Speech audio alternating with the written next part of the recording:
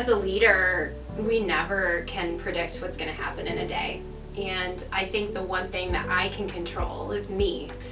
I would say chapter 1 for me really started when I made the choice between working in corporate sales. Really, I went to SUNY Portland, majoring in communications, so never intended to become an executive director or any type of title for a nonprofit agency.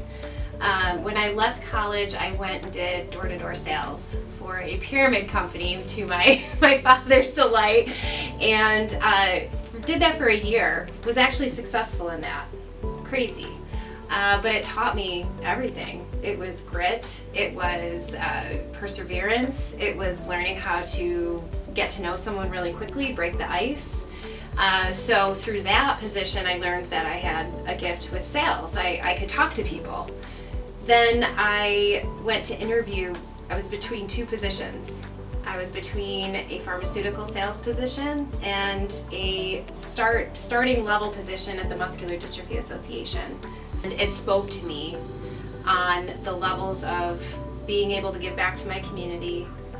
I never cared about making a commission check anyways. That's not what drove me. What drove me is connecting with people and doing something good with that gift. And I also knew I eventually was hoping to become a mom, and I wanted to actually see my kids. And the MDA filled all of those buckets. And that's when I started into my career in nonprofit. My personal mission statement is really revolving around 3 words. There's 3 C's for me. I have them right up there. So to be curious every day, to approach every day with a curious mindset, because there's always going to be something I don't know. There's a person I need to meet. There's a story I need to hear. Also, I want to contribute. That's such a huge word, but if you really break it down, at the end of our lives, isn't that what we all hope? Is that we've contributed, we've left this place better than before we came into it, right? So if you break that into little tiny bites, every time I want you to walk out of here feeling like I contributed in some way to you, feeling happier or anything. And then, so I have curiosity and then obviously compassion. I want you to feel that I have approached you in a compassionate way.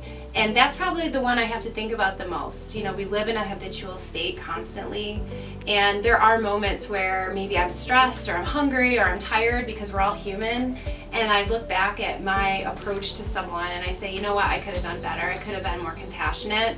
And those are moments where I'll look back and I'll call them or I'll text them and say, hey, sorry, I was tired. Mostly with my family, my children, my teenagers, it's, hey, let me try that again. I can do better on that one. So, yeah. Syracuse for me, what it means to me is it's my home.